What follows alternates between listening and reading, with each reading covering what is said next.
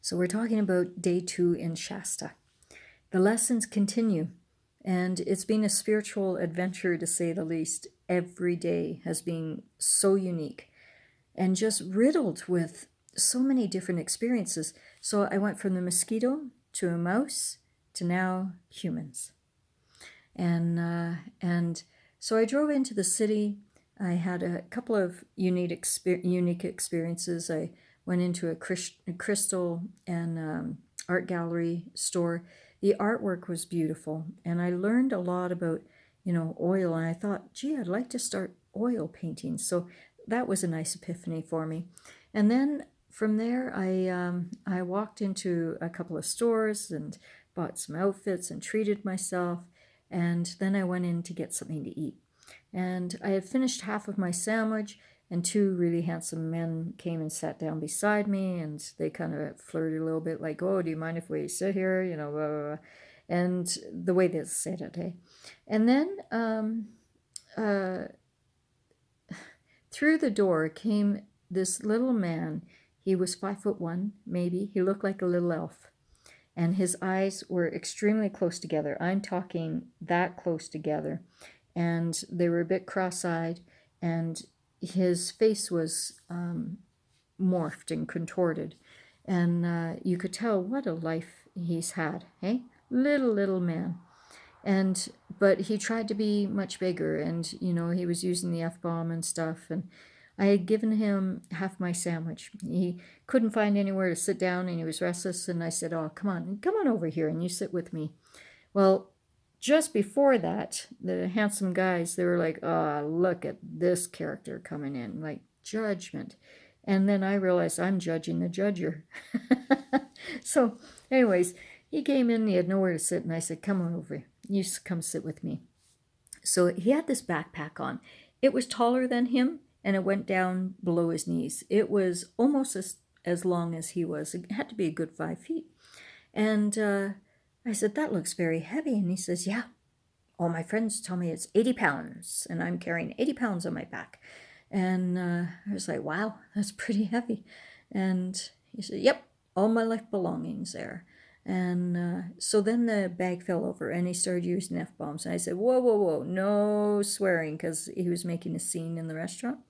And I said, "If you want to have food, I want you to feed. I want to, feed you.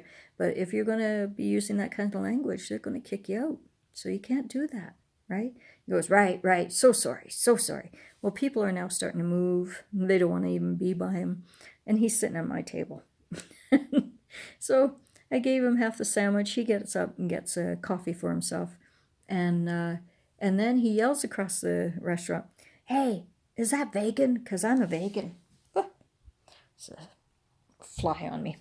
And he goes, "Because I'm a vegan, and I can't have any dairy." And I said, "Actually, I think it's got mayonnaise in it." And he goes, "Well, I can't have it, but thank you very much." And, he's very loud. So anyways, I finished my sandwich, and I said, "Well, I'm off. You have a wonderful day." And he goes, "Yeah, thanks again. That was really nice of you." So this is a little guy that no one had time for, no one would talk to, and it was really nice to actually have a conversation with him. He was really quite sweet. He just was different. And, I can't imagine the life that he's had, being homeless especially, and just his character, hey? You don't realize how fortunate you are to have a roof over your head until you start meeting some homeless people that really need to be taken care of more, right? He definitely needed to be taken care of more. So I leave there, and then I think, okay, I gotta go to the bank. Well, the bank I thought was only a couple blocks away. Turns out that it was a good mile and a half, and it's 100 degrees out. It is sweltering hot Fahrenheit. So it's like 35, 40 degrees Celsius, probably 35, right? Yeah, and it was hot. So I get all the way to the bank. Ladies are lovely. Everyone's treating me like gold. I come all the way back, and I meet another nice woman at another store. Like everything's really starting to flow. It was really beautiful. And on the way back, I stop in to this tourism hut. And while I'm in there, a couple comes in. And the woman says, "Well, do you know where the Stargate is?" And I turned around and I said, "Well, I'm going to the Stargate workshop, and I'm going next week." And she goes, "Well, so are we. We're not going to that one. We're going in a week's time. We're going on the 5th. And I said, "Oh, well." And so I gave her a map and I showed her how to get to Brigitte's. And she was very, thankful of it. And then she started to talk about channeling. And it turns out that her husband, they're like 80 years old. They lived in Northern California. And it turns out that her husband has channeled since he was a very young man, a little boy actually. And he channels like ascendant masters, but they're not. They're the wise ones, they call themselves. Yeah, and it was really quite beautiful. So he says he never knows when they're coming, and they just kind of show up, and they talk in tongues, and there are two women from his area of Lincoln, California, and they can translate because they hear it and they understand what is actually being said. So, anyways, we're having a nice conversation, good 30 minutes, and then all of a sudden he leans down with his right hand. He's tall, he's like 6'1", very thin face. He's probably close to 80, 75 at least. And his wife is a tiny little woman, my height, 4'11", maybe she's 5 feet. And he leans down, puts his right arm around me, and cuddles in, and then he uses his left index finger and he touches my third eye, and then he brings his head down and he whispers into my third eye and he's talking in tongues. He's like whatever he was saying, but it sounded a bit like Cree. That didn't sound like Cree, but it sounded like Cree to me. And it was really startling. So he is touching me with his left index finger, and he's pressing quite hard. And then he blows and he goes, on my third eye with his finger. And then he said something like, "Whoo," and it was done. And this energy came into me. It was like, woof. It came right through me. And I opened my eyes and I felt like I was a different person. I was like, oh my Lord, what was that? It was mind-blowing. So then I thanked him. We exchanged phone numbers and contact, and he just was such a blessing. They both were, Edith and Bill from Lincoln, California. It was amazing. So they leave, and then I walk up further and I get in the car. It's not over yet. So I get in the car and I start heading up the mountain to my place here, the retreat. Are you on my bed? No, that's a shadow. So I head up the mountain, and where is he?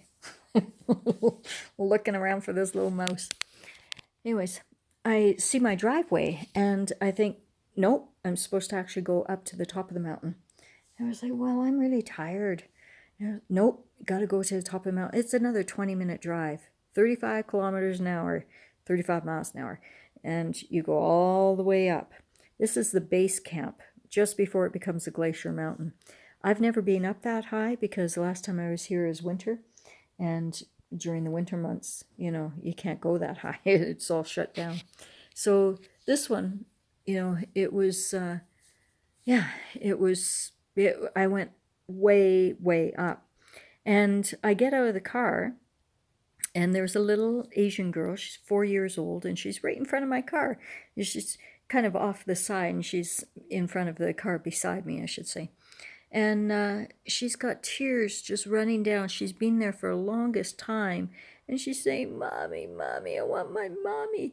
And I look around, there's no one. Way off, there's a group of Asian people, but they are a long ways away. I mean, they look about this big in the distance. They're quite a long ways away. And I said, Honey, where's your mommy? And she goes, I want my mommy. And I said, Are you lost? She goes, No, I want my mommy. And she's pointing. But I looked around and I didn't see any woman.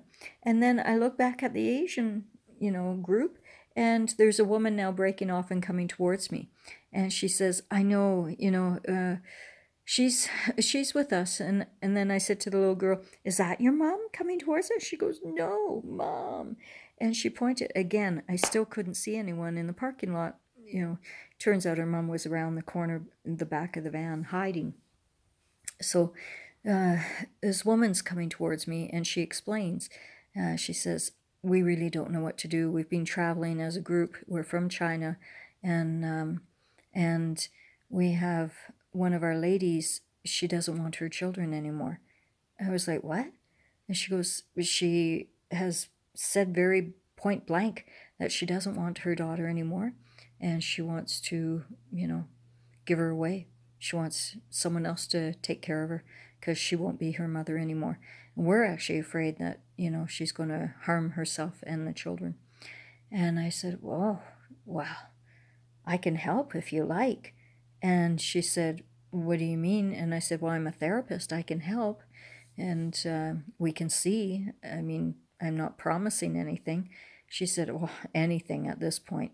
So we went up to the little girl, and I see now walking on the other side of the car is this woman, and she has a pouch with probably about an 8-month-old son, baby boy, in a pouch, and she's breastfeeding him.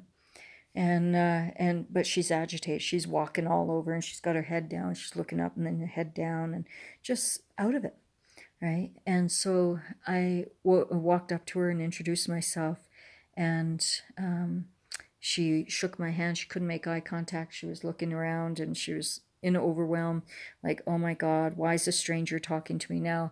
And it was almost like having someone with a gun, where you have to approach very cautiously because you just don't know what she's going to do. She was really out of it. So anyway, she spoke very little English, and the woman that approached me acted as our translator. So introduced myself and said, I'm a therapist. Can I offer some help to you? Oh, I don't think anyone can help me. Oh, he just went. He's in here now.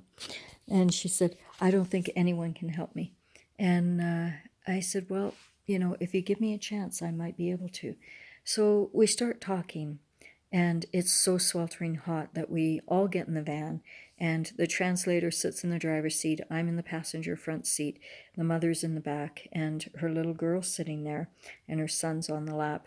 And then the translator's son also gets in the back. And what this woman started to say in front of her kids was absolutely unbelievable. She was saying things like, I think at times that I may kill myself and then kill my kids as well. Oh my God, what do you say? First of all, do not talk like that in front of your children, okay? I need to say to you that your words are powerful and they're listening. And what I can see is that you have a pattern. This was your mother and your mother's mother. Yes, it was. Absolutely. Okay, so I did transfuture pacing with her. Took about an hour. We did all right with it, but with a translator, because everything I said, the driver then had to say it in Mandarin. It was then said to the woman. The woman would now respond in Chinese back to the driver. The driver then would bring back English to me. So it took a while, and God knows how much. Actually, I think the translator was very, very good. It was like something out of a movie, though. It was like, oh, just I trust that I'm doing the right thing here, So, anyways, ouch, mosquito bit me. Oh, we're having fun here, I tell you. So, anyways, we are actually having fun. So, we get through that, and then I realized, no, she still keeps going back to the old victim. So I finally had to get crass with her and interrupt her pattern. And I said, hey, okay, enough. Enough of this. You said that you wanted to play full on. You said that you wanted to change. You keep going back to the old person. If you keep going back to that, I'm not going to participate because it's wasting my time and your time. Do you want to heal? Do you want to have a good relationship here? Do you want to be better? Or do you want to just stay in this pity party business and go down the hill and take your family with you? And then I got quiet. And tears. I mean, just through the whole session, so many tears, just wet, right? And she said, no, I want to change. I said, okay, then we have to play full on and no more bringing in the old stuff. Okay, so we want to talk about your ideal self. I want you to start opening up your mind. What would you be like if you were your ideal self? What's she like? And describe her to me. And she started to say, well, she's happy, she's strong, she's independent, she's really good at what she does, she's blah, blah, blah, blah, blah. And I've got 2 mice in here now.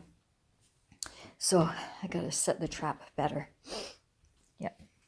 So anyways, she then said to me, oh, she started to come through it, sorry. And then I realized, oh my gosh, she's an empath as well. And a lot of her problems, she's just carrying everyone else's stuff. And she's being dumped on by so many people. And some of her family members were downright cruel to her, And especially she has 2 children out of wedlock. She felt a disappointment to the family, blah, blah, blah, blah. So I said to her, you're an empath. And I told her about the story with Nikita. And I told her about how, it came through that, my daughter was an empath back in 2006 before we had ever heard of the word. And I heard Spirit say, ask her, is this her depression or someone else's? And so I said this to this woman. I need to ask you a question. Is this your depression or someone else's or many people? And she looked inside and went, yeah, it's not mine, it's everyone else's. I said, so how much on a scale of 0? Ooh, trap. Yep, we got one of the mice. Trap just went off. Yep. So stay tuned. I got to release this one.